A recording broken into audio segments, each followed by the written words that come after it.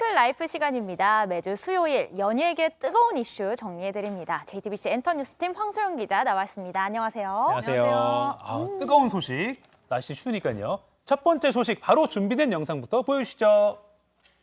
재벌집 막내 아들이 이제 끝이 났습니다. 그동안 저희 드라마 사랑해주신 시청자 여러분 너무너무 감사드리고 사랑합니다. 여러분들의 힘을 받아서 지금껏 달려올 수 있었던 것 같습니다. 앞으로 행복한 일만 가득하셨으면 좋겠습니다.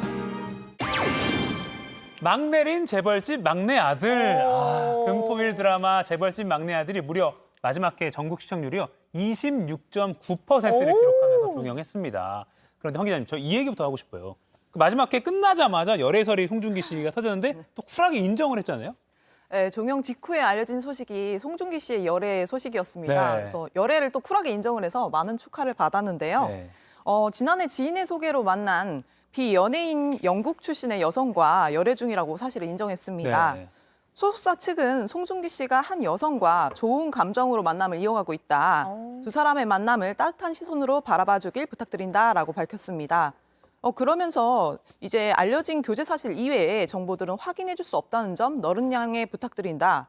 확인되지 않은 추측성 보도는 자제해 주시면 감사하겠습니다라고 덧붙였습니다. 네. 전 좀 궁금했던 게 황 기자님 미리 알고 계셨나요? 이게 되게 재미있는 일화가 하나 있는데요. 송중기 씨가 여자친구를 속이거나 뭐 숨긴 건 아니었어요. 그래서 귀국 당시에도 함께 하기도 했었는데 네. 옆에 이제 그걸 기자들이 다 포착을 했거든요. 네. 근데 이제 다들 스태프로 생각을 한 거죠. 그래서 사실 외국인이 여자친구랑 만난다라는 설이 있긴 했었지만 에이 뭐 다들 이런 반응이었고 정작 옆에 있어도 스태프로 알게 되는 그런 일화들이 있었어요. 그래서 나중에 이제 여자친구를 확인해서 이제 다시 정정 보도를 한 경우들이 있었습니다. 지금 온라인에 올라와 있는 그 사진 속 그 여성분 맞죠? 귀국할 때 옆에 계셨던. 그렇죠. 네, 그렇죠. 지난 7일에 이제 재벌집 막내 아들 미디어 컨퍼런스가 있어서 싱가포르에 다녀오셨는데요. 네네. 그때도 함께 했다고 해요. 그래서 여자친구를 이제 스태프들에게 여자친구라고 소개도 했고, 그리고 팬들도 이제 그런 사진들을 포착해서 SNS에 올렸더라고요. 그러니까 팬들도 이제 공공연하게 알고 있었던 사실인 거죠. 네. 굉장히 쿨한 연애를 이어가고 있어서 SNS 상에도 두 사람의 모습이 뭐 공개되기도 했고요. 뭐 근데 사실 결혼설이나 이제 임신설, 뭐 이제 여자친구가 영국 배우 출신 이제 뭐 저희가 접했던 이제 케이트 루이스 사이더스다 뭐 이런 설이 있는데 네네네. 그런 설에 대해서는 모두 함구를 해서 사실 확인된 사실은 아직 없습니다. 뭐 누구면 어떻습니까? 행복하게 잘 연애하시면 되죠. 맞아요. 이 열애 소식에 잠깐 묻힌 우리 재벌집 막내 아들 얘기로 좀 돌아가 보면 올해 방영된 미니 시리즈 중에서는 최고의 성적으로 이제 올해 피날레를 장식을 했는데 원작과 결말이 좀 달라가지고 좀 팬들 사이에서는 말들이 좀 있었죠. 이용적 캐스터는 좀 실망했다. 근데 저는 좀 뒤늦게 몰아봤는데 재밌더라고요. 네. 재밌으셨어요? 네. 근데 원작하고 좀 결말이 다르긴 했습니다. 네. 사실 이게 원작이 있는 작품의 경우에는 이제 원작의 팬들이 있잖아요. 네. 그래서 사실 원작과 결이 얼마나 다르냐 이제 이런 걸 좀 중점적으로 보게 되는데 네. 드라마의 큰 흐름은 사실 원작에서 벗어나지 않았습니다. 원작의 재미를 잘 구현해냈죠. 하지만 결말이 좀 달랐습니다. 네. 원작의 경우에는 순양가를 사려고 했던 진도준이 끝내 순양가의 주인이 돼서 죽은 윤현우를 이제 윤현우의 넋을 기리는 모습으로 끝이 나거든요. 근데 사실 드라마에서는 참회에 보다 좀 초점을 맞춰서 이제 국민 청문회를 통해서 20년 전 진도준의 죽음과 관련한 진실을 밝히고 이제 재벌가의 민낯을 드러내서 순양가를 진씨 가문의 세습이 아닌 전문 경영인 체제로 바꾸는 결말로 끝이 났습니다. 그래서 진도준에 대한 참회나 윤현우에 대한 참회로 묵직한 엔딩을 선사했죠. 뭐 결말에 대한 평가는 엇갈리고 있긴 하지만 그래도 사실 인기를 정말 많이 얻었잖아요, 지금까지. 근데 사실 그 인기 비결 중에 하나가 막 휘몰아치는 빠르게 전개되는 그 스토리였지 않을까 싶어요. 속도감이 있었어요. 네. 속도감도 있었지만 이 작품의 경우에는 사실 1987년부터 2000년대까지 진도준 개인의 선택과 격변의 현대사가 아주 적절하게 버무려져서 굉장히 퍼즐처럼 잘 맞춰졌습니다. 네. 그리고 겉은 재벌인데 속은 평범한 시민이잖아요. 그래서 네. 평범한 서민인 진도준의 인생 2회차를 맞아가지고 미래를 아는 자로서 권력 관계를 하나하나 정리해 나가는 모습이 굉장히 짜릿한 카타르시스를 선사했습니다. 미래를 꿰뚫고 있는 유일무이한 사람이 막강한 부의 권력인 수년가에 맞서서 굉장히 오묘한 좀 심리전을 펼쳤잖아요. 그 점이 굉장히 시청자들에게 많은 사랑을 받은 요인이라고 생각합니다. 그리고 회계물이 가지고 있는 판타지 요소가 있잖아요. 네. 근데 여기에다 이제 현대사를 버무리니까 맞아요. 굉장히 판타지 요소를 더 극대화시키는 요소가 된 것 같습니다. 맞아요. 2002년 월드컵 이런 거 다시 보게 되고 네. 재밌었어요. 굉장히 미술이나 특수효과에 열을 올려서 현실 고증에 굉장히 힘을 쓴 게 굉장히 몰입도를 높이더라고요. 맞습니다. 그리고 또 저는 이성민 씨, 또 송중기 씨 이 중심으로 한 모든 배우들이 정말 탄탄하게 연기를 해준 것도 인기 요인이라고 생각하거든요. 맞습니다. 사실 연기가 좀 빼놓고 볼 수 없었죠. 네. 특히 이제 뭐 진도준과 진양철의 애증서사는 시청자들의 굉장히 폭발적인 반응을 얻었습니다. 굉장히 이방인에서 시작해서 적대적인 관계를 지나서 두 사람이 이제 굉장히 남다른 가족 관계가 되잖아요. 맞아요. 그 관계성을 사실 송중기 씨와 이성민 배우가 표현했다고 생각합니다. 특히 이성민 씨의 연기에 대해서는 좀 더 이야기를 하고 싶은데요. 첫 등장부터 남다른 아우라와 포스로 화면을 압도했습니다. 냉철하고 엄격한 캐릭터를 생생하게 구현해서 살아있는 모습으로 굉장히 그게 활력을 불어넣었죠. 아군인지 적군인지 알 수 없는 아리송한 모습으로 또 연기를 했고요.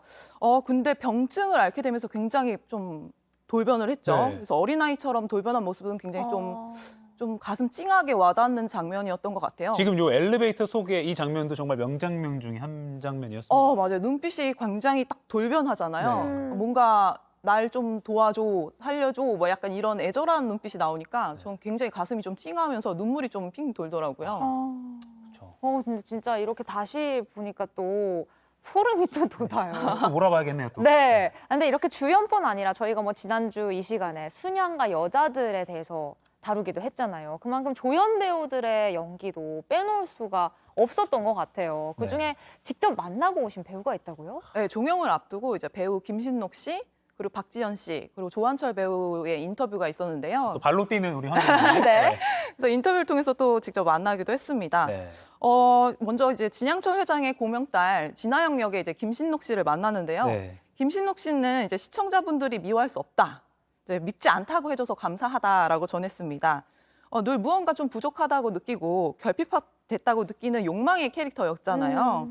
근데 이 감정은 이제 누구나 가지고 있는 정서니까 많이들 공감을 해주신 것 같다라고 밝혔고요.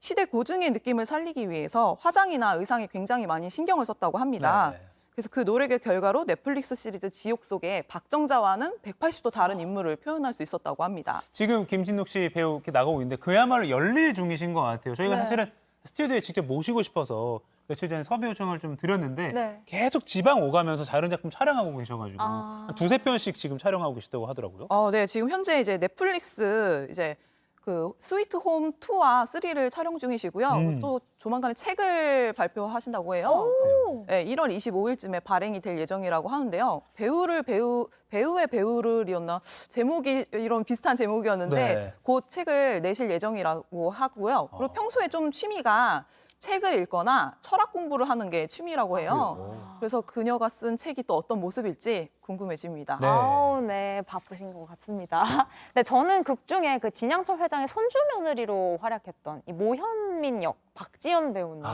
진짜 너무 인상 깊게 봤고 지금 완전 인기가 너무너무 많잖아요. 기자님 직접 만나보시니까 어땠어요? 굉장히 미소가 인상적인 분이었습니다. 굉장히 잘 웃고요. 소탈한 드라마에서는 매력이. 좀 약간 차가웠는데. 네. 실제로는 굉장히 좀 미소가 많고 네. 그리고 굉장히 소탈한 매력이 매력적인 배우입니다. 그리고 인터뷰 전에 사실 좀 긴장했다고 했었는데 긴장감은 전혀 없었고요. 그리고 오히려 이렇게 눈을 마주치면서 여유롭게 대화하니 네. 보기가 아주 좋더라고요. 그렇군요. 저희 또 황 기자님이 직접 만나보신 배우 중에 조한철 배우를 빼놓을 수가 없을 것 같아요. 우리 그러니까 그 왕위를 두고 다퉜죠, 형제가. 조한철 배우 직접 만났는데 이분이 또 뭐 수건을 선물했다는 것도 네. 있는데 혹시 가져오셨나요? 조한철 배우는 못다 이룬 꿈을 수건으로 표현을 했어요. 그래서 카메라에 보이게 한번 비춰주세요. 네. 직접 제작을 해서 선물을? 진동기 순양금융그룹 회장. 회장씨, 그러니까 드라마에서는 회장씨 못했는데 네, 이걸로 이제 소치하신 거죠. 이거 기자 간담회에서 저희 인터뷰에서 이제 종영 인터뷰에서 그랬군요. 이게 되게 센스 넘치는 선물이잖아요. 그러네요. 네. 그래서 팬들이 아니라 기자들 사이에서 굉장히 반응이 좋았습니다. 근데 사실 이 조한철 배우 하면 코믹한 연기를 굉장히 잘하는 배우로 저는 좀 알고 있었는데 실제로 어때요? 유쾌하신가요? 굉장히 유머러스하고 약간 수다쟁이 면모가 있어가지고 굉장히 유쾌한 분위기가 형성됐었습니다. 그렇군요. 저희가 다음 키워드로 또 바로 넘어가 볼 텐데 이번에는 재벌집 막내 아들과 분위기가 좀 달라서 다음 키워드를 바로 또 영상으로 보여주시죠. 네. 맞아, 저도 이제 가짜 뉴스가 나왔는데 누구야? 어떤 가짜 뉴스가 우리 퍼졌어? 여기 톡파원의 홍상훈 PD님. 어. 홍상훈 PD가 출연진 이찬원에게 거액의 돈을 빌렸다. 하지만 홍상훈 PD 끝끝내 돈을 갚지 않아. 아, 진짜? AD님 어머님이 너무 놀라서 연락이 오셨대요. 고령의 어르신들은 이걸 보시고 진짜 믿으시는구나. 정말 뉴스인 줄 알았으니까.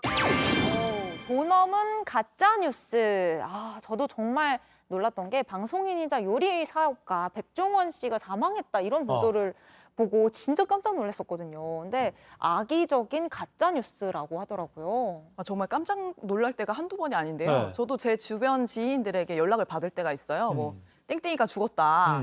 뭐 땡땡이가 뭐 마약을 했다. 아이고 아이고. 뭐 이런 말도 안 되는 이야기들이 막 퍼져서 네. 사실 이 가짜 뉴스 때문에 놀랄 때가 하들짝 놀랄 때가 한두 번이 아닌데요. 네. 사실 이런 거 어디서 접했냐라고 물으면은 대부분 다 유튜브에서 봤다라고 답을 하더라고요. 네.